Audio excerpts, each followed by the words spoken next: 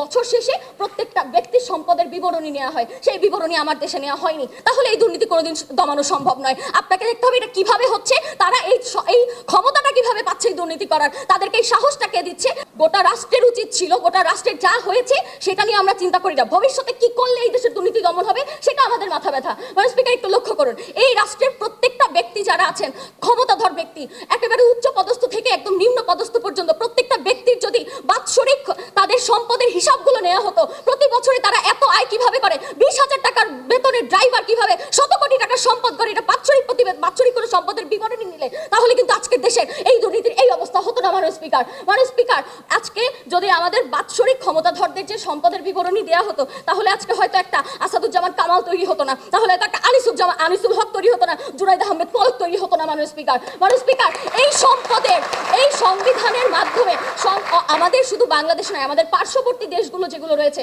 সেখানেও প্রতি বছর দেখা যায় যে বছর শেষে প্রত্যেকটা ব্যক্তির সম্পদের বিবরণী নেওয়া হয়, সেই বিবরণী আমার দেশে নেওয়া হয়নি। যেটা 5 বছর পরে হওয়ার কথা ছিল তারপরে সেখানে হয়নি। অর্থাৎ সেখানে নিয়ম নীতি কিংবা সেখানে সংবিধান কোনো শক্ত ভূমিকা পালন করতে পারেনি বলেই এটা সম্ভব হয়েছে। মাননীয় স্পিকার, তাই আজকে যদি আপনি দুর্নীতি দমন করতে চান, আপনি কে করেছে বা কাকে, মানে কিভাবে কে করেছে সেদিকে যদি আপনি লক্ষ্য করেন, তাহলে এই দুর্নীতি কোনোদিন দমানো সম্ভব নয়। আপনাকে দেখতে হবে এটা কিভাবে হচ্ছে, তারা এই ক্ষমতাটা কিভাবে পাচ্ছে এই দুর্নীতি করার, তাদেরকে এই সাহসটা কে দিচ্ছে সেই দিকে আপনার তাকাতে হবে এবং সেভাবে প্রাতিষ্ঠানিক একটা সংবিধান, সেই নীতিরকে কঠোর করতে হবে।